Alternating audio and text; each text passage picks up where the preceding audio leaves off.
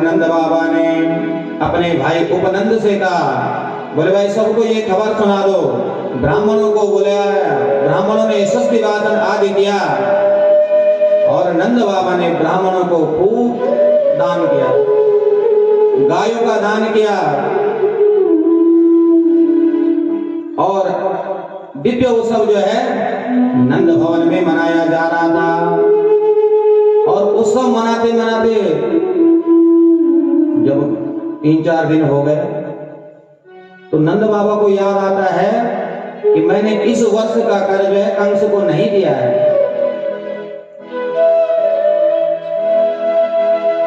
इस वर्ष का जो है कर नहीं चुकाया है, इसलिए बाल बाल को उन गोपों के लिए कहते हैं, गोपान गोकुल रक्षायाम निरूप्या मथुरां गतः नंदः कंसस्य वार्षिक्यं करं दातु कुरुद्वः। बोले भाई तुम मेरे लाला की रक्षा करना, मैं नंद के वार्षिक कर को चुकाने जा रहा हूं, इसलिए तुम मेरे लाला की रक्षा करना। और नंद बाबा गए, वार्षिक कर देने गए।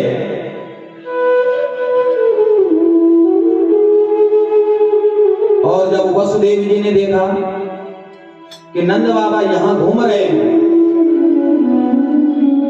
और उनको ये पता था कि कंस ने अपने अनुचरों को आदेश दे रखा है कि 1 दिन से लेकर 2 महीने की छोटे जितने भी बच्चे हैं उनको सबको मार डालो। और कंस नंद बाबा यहाँ घूम रहे हैं, कहीं इसके अनुचर वहां पहुंच गए तो, क्योंकि पूतना को भी भेज रखा था, बहुत बड़ी माया भी है। और कंस के पास जब नंद बाबा पहुंचे तो नंद बाबा ने को जैसे पूछा कंस ने, भाई नंद बाबा इस बारी जो है कर देने में लेट क्यों हुई? तो नंद बाबा अपने ही मुंह से बोलते हैं, महाराज भगवान की कृपा से इस चौथी अवस्था में जो है हमें पुत्र रत्न की प्राप्ति हुई है, बस इस वजह से लेट हो गई। अब ऊपर से तो कंस भी बधाई दे रहा है, लेकिन अंदर से जो है उसे पता लग रहा है कि नंद के घर में भी बच्चे ने जन्म लिया है। और नंद बाबा जो है कंस से मिलकर जब बाहर आ रहे थे तो वसुदेव जी से भेंट हुई। और वसुदेव जी से भेंट करके देखो, इस समय जो है नंद बाबा क्योंकि घर में पुत्र हुआ है तो बहुत आनंदित हैं, लेकिन इस समय जब वसुदेव जी से मिलते हैं तो उनके दुख में, उनका जो दुख है उसके सामने अपने आनंद को भुला बैठे हैं और उनके दुख में सम्मिलित हो रहे हैं। बोले मित्र, इस पापी कंस ने तुम्हारी एक नहीं 6 पुत्र मौत के घाट उतारे हैं, उनको धैर्य बना रहे हैं। और वसुदेव जी को देखो अपना दुख भूल करके नंद बाबा को बधाई दे रहे हैं और चिंता तो अपने पुत्र की है। इसलिए जो है वसुदेव जी जो है हाथ पर मेघ बिरख मिथुन करते हैं और बोलते हैं, भाई देखो नंद बाबा, मैं ज्योतिष का जानकार भी हूं। तो नंद बाबा अपने बारे में पूछते हैं तो वसुदेव जी कहते हैं, देखो मित्र यहां मत घूमो तुम, अरे कोई संकट आने वाला है गोकुल में। और जहां ये बात सुनी नंद बाबा वहां से निकले और इधर पूतना को भेजा हुआ था कंस ने। और जब पूतना को भेजा तो पूतना माया भी थी, आकाश मार्ग से चल रही है। और यहां आज छठी मनाई जा रही थी भगवान की, गोकुल में। तो यशोदा जी ने सभी गोपियों को बुलाया उत्सव मनाने के लिए, और उत्सव मनाया जा रहा था। गोपियां भगवान का गीत गा रही थी। आज मोहन छठ आई रे रसिया, आज मोहन छठ आई रे रसिया, आई रे रसिया मन भाई रे रसिया, आई रे रसिया मन भाई रे रसिया, आज मोहन छठ आई रे रसिया, आज मोहन छठ आई सबके घर में हो रहा है। बंधन तार पताका घर घर, बंधन तार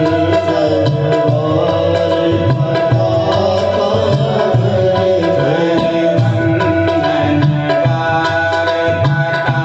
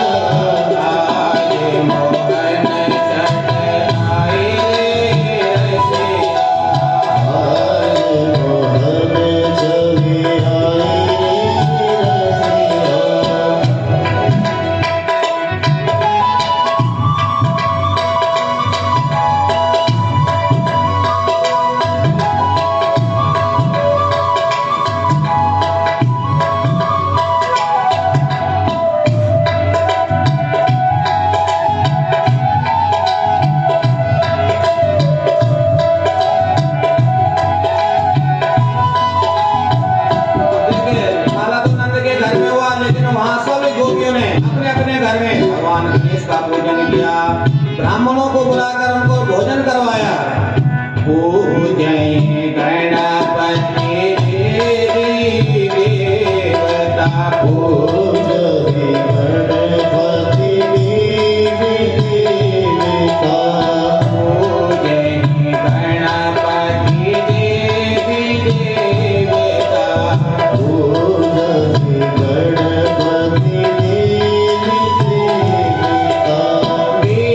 गणपति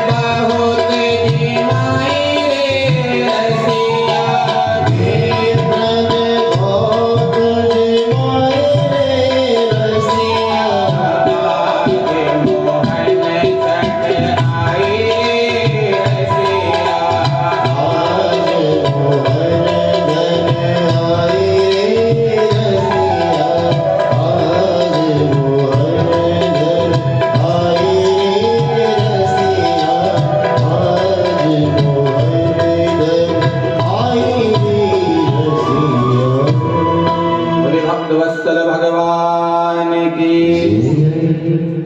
यशोदा जी के घर में नंद भवन की ओर जो है गोपियां जो है जा रहे थे उत्सव मनाने के लिए और ये गीत गा रहे थे। तो पूतना को लगा कि यहाँ छठी मनाई जा रही है, यहाँ बालक ने जन्म लिया है, तो विचार किया यहीं जाती हो। लेकिन सब गोपियां तो सज धज कर जा रही थी, पूतना है राक्षसी, तो क्या किया जाए। सुखदेव जी कहते हैं कि हे राजन, वो पूतना मायावी थी और उसने माया से अपना शरीर ऐसा बनाया है। सुखदेव जी तो वर्णन करते हैं, योषित्व माययात्मानं प्रविशत् कामचारिणी। मानो ऐसा लग रहा हो कि वैकुंठ से साक्षात श्रीदेवी लक्ष्मी ही अपने पति के दर्शन के लिए जा रही हो। इतना सुंदर स्वरूप उसने बनाया।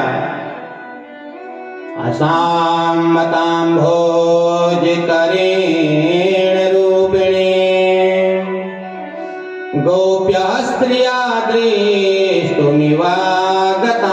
पतिः। इतना सुंदर स्वरूप पूतना ने बनाया कि सुखदेव जी कह रहे कि राजन, ऐसा प्रतीत हो रहा है कि वैकुंठ से साक्षात श्रीदेवी महालक्ष्मी ही अपने पति के दर्शन के लिए जा रही हो। इतना सुंदर वेश बनाया। और जब सभी गोपियां गई, गोपी सभी गोपियों को तो पहचानती है यशोदा, लेकिन इसे तो कभी देखा नहीं। तो इसने भी, अरे यशोदा बहन, बधाई हो बहन, लेकिन पहचाना नहीं बहन मैंने। पूतना ने कहा, अरे मुझे नहीं पहचाना। अब यशोदा जी दुविधा में है कि क्या कहूं, मना भी करती हूं तो इसे बुरा लग जाएगा। नहीं मना किया, बोले अच्छा बहन, हो सकता हो भूल पड़ गई हो।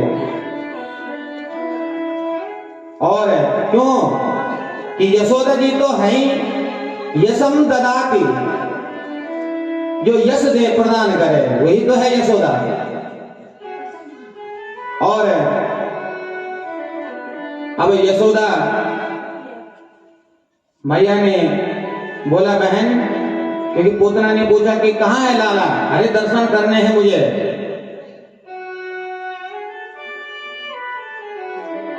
तो यशोदा मैया ने कहा, देख बहन, अभी उधर बालना में रखा हुआ मैंने, उठाने नहीं, अभी सुलाया है, कच्ची नींद सो रहा है मेरा बेटा, तो चुपचाप से जा और देख के आ जा। अब यशोदा जी अपने अन्य गोपियों के साथ व्यस्त हो गई। अब पूतना जब गई, पूतना को मौका मिल गया और जैसे ही प्रवेश किया तो पूतना को आते देखते ही भगवान ने अपने नेत्र बंद कर दिए। जैसे ही पूतना गई भगवान को देखने के लिए, मारने की भावना से आई है, तो पूतना को आते ही भगवान ने अपने नेत्र बंद कर दिए। विभूद्यतां बालकमारिकागृहं चराचरात्मा सनिमीलिते क्षणम् अनन्तमारोपयदङ्कुमन्तकम् यथोरगं सुप्तमबुद्धिरज्जुषि सनिमीलिते क्षणम्। जैसे ही पूतना गई तो भगवान ने अपने नेत्र बंद कर दिए। क्यों किए भगवान ने अपने नेत्र बंद? इस पर संतों ने अपने अपने भाव प्रकट किए हैं। मानो भगवान कह रहे हैं कि आए तो थे हम यहाँ माखन मिश्री खाने के लिए, लेकिन मौसी जी आ गए हमें विष पिलाने के लिए। तो मानो भगवान शंकर का ध्यान कर रहे हैं आंख बंद करके कि भोले बाबा विषपान करना तो तुम्हारा काम है। और एक बात और है, क्यों कि कपटी बंद कराई है पूतनों। तो भगवान आंख बंद करके कहना चाहते हैं कि जो कुपात्र हो उस पर कभी दृष्टि नहीं डालनी चाहिए, उससे बच जाइए। उस पर दृष्टि डालोगे तो हो सकता है तुम्हारे मन में भी वासना का प्रवेश हो जाए, क्योंकि इन नेत्रों से ही वासना का प्रवेश होता है। इसीलिए तो कहते हैं कि दृष्टि ऐसी होनी चाहिए, दृष्टि सुधारिए सबसे पहले अपनी, क्योंकि वासना का प्रवेश हमारे जीवन में नेत्रों से ही होता है। पहले देखा और फिर वो जीवन में उतरने लग गया। इसलिए भगवान ने कहा कि कोई दृष्टि का पात्र नहीं है तो आंख बंद कर दो, लेकिन उस पर नजर मत डालो। और भगवान कह रहे हैं कि पूतना तो माया भी है, मायावती, और हम हैं माया के पति। अगर मैंने इस पर दृष्टि डाल दी तो ये अपने वास्तविक रूप में आ जाएगी, राक्षसी रूप में आ जाएगी, इसकी माया सारी समाप्त हो जाएगी। और अगर ऐसा हो गया घर के अंदर तो यहाँ बाहर उत्सव मनाया जा रहा है, विघ्न पड़ जाएगा उसमें। इसलिए भगवान ने नेत्र बंद किए, पूतना को लगा कि ये सो रखा है बच्चा। और पूतना ने, देखिए सुखदेव जी कह रहे हैं इस श्लोक में 2 बार अंत शब्द आया है। अनंत मारो पयदंक मंतकम यथोरगम सोक्तम भूतिरज्जुषी। 2 बारी अंत शब्द आया है। सुखदेव जी कह रहे हैं कि अपना ही अंत करने के लिए उस पूतना ने अनंत को उठा लिया। समझ रहे हो ना? 2 बारी अंत शब्द इसलिए आया है कि अपना अंत करने के लिए पूतना ने भगवान को, उस जो अनंत है उसको अपने गोद में उठा लिया है। पूतना को क्या पता है, और गोद में उठाया और जो कालकूट विष लगाकर आई थी अपने स्तनों में, भगवान के मुख में दे दिया। गाढ़ां कराभ्यां भगवान प्रपीड्यतात् प्राणे समोरोस समान्वितो पिवा। अब भगवान जो है पहले उस विष का पान किया, और विष पान के बाद दुग्ध पान किया, और अंत में पूतना के प्राणों को खींचने लगे। और जब पूतना के मर्म स्तनों में वेदना होने लगी तो सामुंज मुंचालमिति प्रभासिनी निष्पीड्यमाना अखिल जीव मर्मणि निर्विद्य नेत्री चरणों भुजो मुहु प्रसन्न गात्रा चिपति रुरोदः। अरे बेटा छोड़ दे। लेकिन जब भगवान ने नहीं छोड़ा, अब पूतना जो है अपने वास्तविक रूप में आई और आकाश मार्ग से उड़ती हुई चली। और जब भगवान ने उसके प्राणों को खींच लिया तो प्राणहीन होकर के जब जमीन पर गिरी तो सुखदेव जी कहते कि पूतना का शरीर ऐसा था कि कई कोस तक के वृक्ष जो है गिर गए। और तब ये बात जब पता लगी, सब भागे दौड़े सारे गोप, और जब देखा तो भगवान, पूतना तो मरी पड़ी है लेकिन भगवान खेल रहे हैं उसके ऊपर बैठ। तो जैसे तैसे भगवान को निकाला। यशोदा जी तो मूर्छित हो गई थी और इधर से नंद बाबा, क्योंकि वसुदेव जी ने कह दिया था भगवान के नाम का स्मरण करते करते हे हरि मेरे बेटे की इस प्रकार रक्षा करना, ये सब चल रहा है रास्ते में और इतने में पहुंच जाते हैं। और नंद बाबा पूछते कि ये कैसे हुआ है? बोले महाराज ये राक्षसी हमारे लाला को लेकर भाग रही होगी, इसने ठोकर खाई होगी, गिरकर मर गई होगी। तब तक दूसरा कहता अरे ये ठोकर खा के गिरती तो मुंह के बल पड़ी होती है, तो पीठ के बल पड़ी है। सब अपना अपना गणित लगा रहे हैं। तो नंद बाबा ने कहा भाई अब मर गई तो जैसे तैसे मर गई, मरने दो। अब ऐसा करो कि इसका इतना भयंकर शरीर है, इसके टुकड़े करो अलग अलग हिस्सों में। और इधर जब यशोदा जी ने देखा कि भाई मेरे बेटे ने मुर्दे को छू लिया है, तो सीधे भगवान को गौशाले में लेकर गई और पहले गोमूत्रेण स्नापयित्वा पुनर्गोरजसार्वकम् रक्षां चक्रुस्य सत्कृता द्वादश अंगेषु नामभिः। पहले गौशाले में ले जाकर गाय के मूत्र से स्नान कराया, गोमूत्र से, और पुनः गाय के जो खुर होते हैं ना, गौशाले की जो मिट्टी होती है रज, उस रज से स्नान कराया। और फिर गाय की पूंछ पकड़ी, गाय की पूंछ पकड़े, गाय की पूंछ से भगवान के ऊपर झाड़ा देने लगी। भगवान के ऊपर झाड़ा दे रही है। और इस भागवत में दसम स्कंद का जो छठा अध्याय है भागवत में, उसमें जो है ये बाल रक्षा कवच के मंत्र हैं।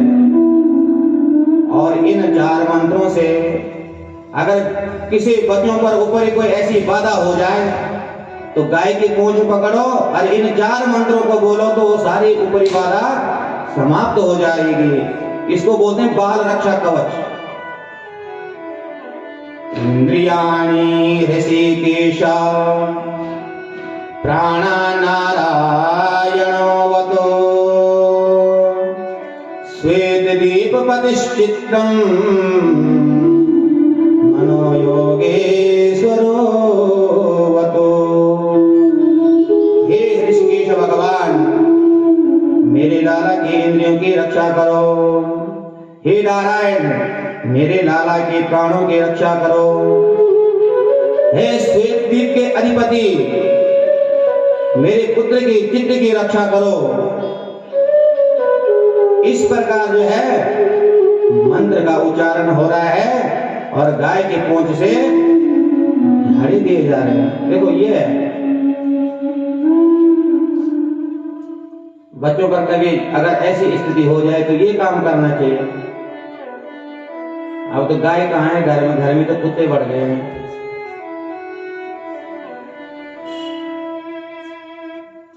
और जब इधर पूतना को जलाया गया तो सुखदेव जी कहते कि हे राजन, धीयमानस्य देहस्य धूमस्य गुरुशोरवः। बोले पूतना के शरीर से ऐसी सुगंध निकली कि कहीं कोस का वातावरण जो है पवित्र हो गया। तो परीक्षित जी चौंक गए और परीक्षित जी पूछ पड़े, महाराज अरे मुझे तो पूतना में भी कुछ भी अच्छा नहीं लगा, और फिर भी ऐसा क्यों हुआ? पूतना लोक बालाग्नि राक्षसी रुदिरासना जिघांसया पिहरे स्तनं दत्त्वा सद्गतिम्। अरे देखो महाराज, पूतना नाम भी ठीक नहीं है। जो सोचती है कि मेरे होते हुए किसी का पूत हो तो पूतना का क्या काम। महाराज नाम भी ठीक नहीं है, जो पवित्र नहीं है उसका नाम है पूतना। और काम क्या है, बोले लोक बालाग्नि, बच्चों की हत्या करती है।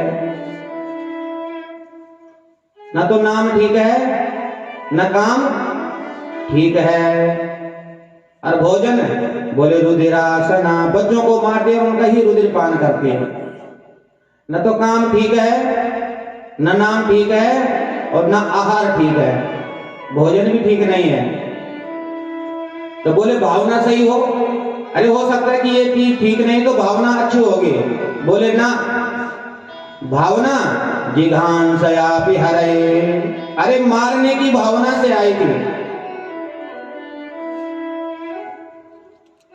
तो बोले महाराज न तो इसकी भावना अच्छी, न इसका काम अच्छा, न इसका नाम अच्छा, न इसका भोजन अच्छा, तो ऐसा कैसे हो गया। आश्चर्यचकित हो गए परीक्षित। सुखदेव जी ने कहा कि राजन तुम बिल्कुल सही कह रहे हो, पूतना के पास कोई भी अच्छाई नहीं है, लेकिन न जाने कौन से गुण पे भगवान रीझ गए। और बोले जिघांसयापि हरे स्तन्नम दत्वा सद्गतिम, बोले भगवान ने तो सोचा चाहे इसने कुछ भी किया हो, लेकिन काम तो इसने मेरी माँ यशोदा जैसा किया है, और मुझे दुग्ध पान कराया है, इसलिए इस पूतना को भी मैं वही गति दूंगा जो मैं अपनी माँ को। भगवान दयालु हैं, रीझ गए। और सुखदेव जी कहते कि हे राजन, ये तत्पूतना मोक्षम कृष्णश्चार्वक अद्भुतम शृणुया सर्दया मृत्यो गोविंदम लभते गतिम। बोले हे राजन, इस पूतना मोक्ष भगवान श्री कृष्ण की अद्भुत बाल लीला को जो सदा से श्रवण करता है, उस पर भगवान की कृपा होती है और उसका प्रेम भगवान के लिए बढ़ जाता है। ऐसी सुंदर बाल लीलाएं भगवान की हैं।